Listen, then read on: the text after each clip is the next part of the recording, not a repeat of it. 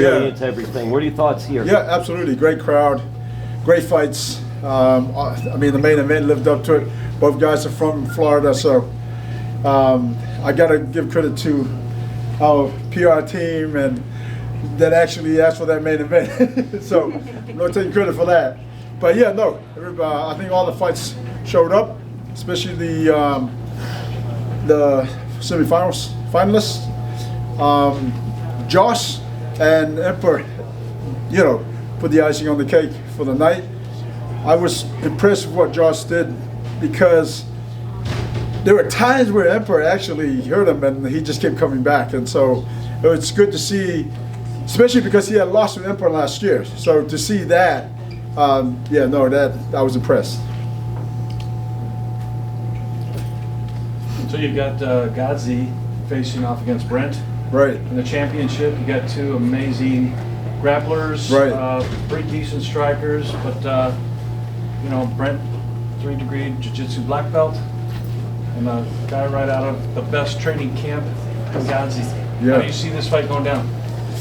It's a 5-round fight, and I think they both have power, as we saw Godzi tonight. Brent, I've seen him when he went up against Solomon Renfro. Both, as you said, both great grapplers. So, but the thing is, I just don't see that fight going the distance. Someone is, that's a 5-round fight, and they both come out and fight. And so, I still think that's going to be, I just don't see that fight going the distance. Might be a banging fight. Yeah, exactly. Danny Lazaro ended in a draw. Danny came in here, pretty distraught, and he used the retired word a couple times with us reporters. Curious of your thoughts about that fight, how it was scored, and if this is the end of Danny, him in the PFL. I thought Danny looked great. I thought, that was the first time I've seen him live, and I was impressed with that kind of cocky attitude, still being polite in his own way, but I kind of like that attitude where you just come out and fight. You know what I mean? So it won't be the last time we see him. When you have so many fighters coming out of Florida, does that make you just want to come back here more when you hear that crowd? Absolutely. No, we had a great crowd tonight, so yeah, absolutely. And Thad Gene, he asked about, he brought a lot of people here as well. Silverback Nation showed out. Is he a guy you're looking forward to maybe having in the regular season next year? What's Thad Gene's record now? 8-0. Yeah. So I mean, that's the thing. That's very possible. If we get him another maybe 1 or 2 more fights, it's very possible that he could end up in the season next year. And you have the super card later this year. Any more fights that maybe announced for that card? No, we don't. You see, I get in trouble. You guys are just trying to get me in trouble. No, I mean, nothing's been announced yet. Obviously, that's going to be finalized, and I think, in the coming weeks, that will be announced. Thanks for the rest of that. Thank you. One fight that was announced was AJ McKee and Paul Hughes. I was just wondering your thoughts on that match. It's very exciting. No? I don't believe that was. Oh, yeah. it's not announced? No. Oh, I apologize. Another fight that's not announced that I want to ask about, that the fans are behind, the community needs it. Mads Burnell, a great performance again tonight, called out Shane Burgos.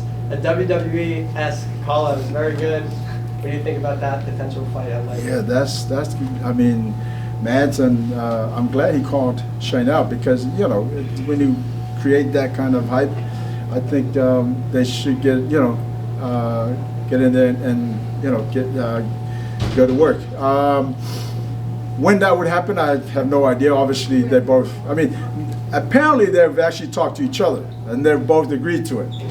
And so, Matt's winning tonight and calling him out again. So I somewhere down the line, I think that's going to happen. I don't know if it's going to happen this year, but I think it should happen. I know Shane was rooting for him all day today. Yeah. And the guy I wanted to ask you about is Jordan Oliver, a guy that has a huge platform. A lot of fans from the wrestling community. He's one of the most accomplished NCAA wrestlers of all time. Do you have high hopes for Jordan Oliver in the PFL? Yeah, he's got a lot of potential.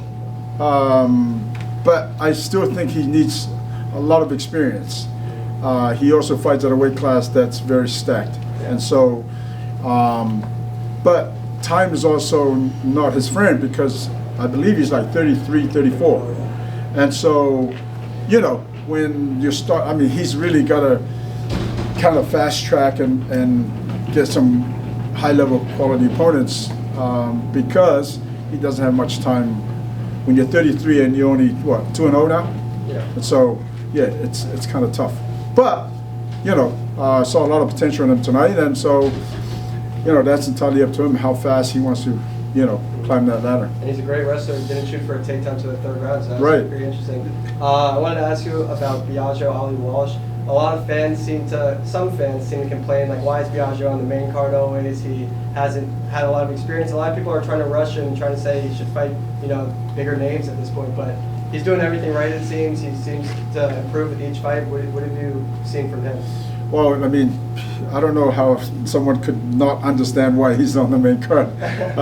You just got to think Ali, and you know that says it all. That being said, Biagio did have another opponent. Unfortunately, his opponent got hurt, and that opponent was, you know, I think he had a little bit more, 4-0 in terms of his record. So we were going to step that kind of competition up. Unfortunately, he got hurt last minute. So thanks to Brian for stepping up, and unfortunately, you know, it didn't go his way. But again, this is the potential that Biagio has. Is we got to bring him up slowly. Again, you know, he's only 2-0 now as a pro. So, but he's coming along. I thought tonight he was patient, picked his shots, and finished the fight. So, I mean, when you're that young in the game, that's exactly what you want to do. That's why people want to tune in. That's why people want to see you, is finishing fights. So. And then last one, on that note, Corey Taylor, the guy who was originally booked to fight, he seemed like a perfect opponent for Biagio, where he's at right now, his experience, and Right. So maybe some interest in rebooking that fight down the line. Yeah, absolutely, absolutely. Thank you. Like, do we have a location for that pay-per-view card? Yeah, it's on the moon. Okay, nice. Debut. The boss lady's right here. No, it's not finalized yet. Okay. And can you talk about the importance of Francis Ngannou versus Renan Ferreira? When Ngannou signed with you guys, he left the UFC as champion. Right. Some people still see him as the best heavyweight in Right, the world. right. Do you feel like this fight defines who the best heavyweight on the planet is in mixed martial arts? I agree. Renan Ferreira has like completely in his past this past year winning the championship, and then going up against his name will come to me in a second. Bader, and then going up against Bader, and was able to finish Bader the way he did. You know, that's stamping your mark, you know, on the world circuit. And I mean, the next big thing for him is to fight Francis, and whew, I can't wait for that fight. That's going to be fireworks, and it definitely is the battle of giants, because those two guys are monsters. There's a belt on the line, right? There is, yes. Yeah. Will that belt be defended moving forward? Or? Yes, does, Okay. yes. Nice. Right, in terms of that, like, obviously, in the time since Francis left UFC, they've had all sorts of confusion around who's the champion. A lot of people feel maybe Tom Aspinall, maybe John Jones, though, has the undisputed belt. Do you feel that, kind of regardless, kind of to what Danny was saying, the real MMA undisputed heavyweight champion is going to be decided on October 19th when Renan Ferreira and Francis Ngannou fight each other? Listen, Francis left as champion, and of course, now the UFC has a new champion, as in John Jones. Tom is such an amazing athlete himself. I think when that opportunity is presented to him against Jones or whoever the world champion is, when he does fight for that title, I would not be surprised if he comes out on top. Sorry, I'm going to turn that off real soon. But anyway, that being said, listen, I think the two biggest heavyweights in the sport today is Francis and Renan Ferreira. In terms of size, they're both proven themselves. They're both great finishers, And so, yeah, no, there's no doubt in my mind that those two are definitely the two of the best in the world. I've got one more. South Florida especially, we talk about this. There's so many fighters, so many training centers down here. You look at the card, there were so many that had some South Florida ties on this Right. card too and all. Curious because Bellator, PFL, you got a huge roster, so much talent. Right. How do you feel about the strength, not only of South Florida, but just the roster, what you could do with PFL, bringing Bellator over, or even some that aren't under contract per se, but are here, Yeah. and you could have them on your cards?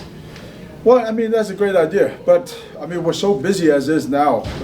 For example, we have PFL MENA already started, we have PFL Europe started, we're looking at PFL Africa, Australia, New Zealand next year. So like, there's the whole team's all over the world at the moment. So it's a great idea, but and then there's no doubt that we'll be coming back to Florida, not only to your point, so many fighters out here, but at the same time, the crowd turned up and supported their own.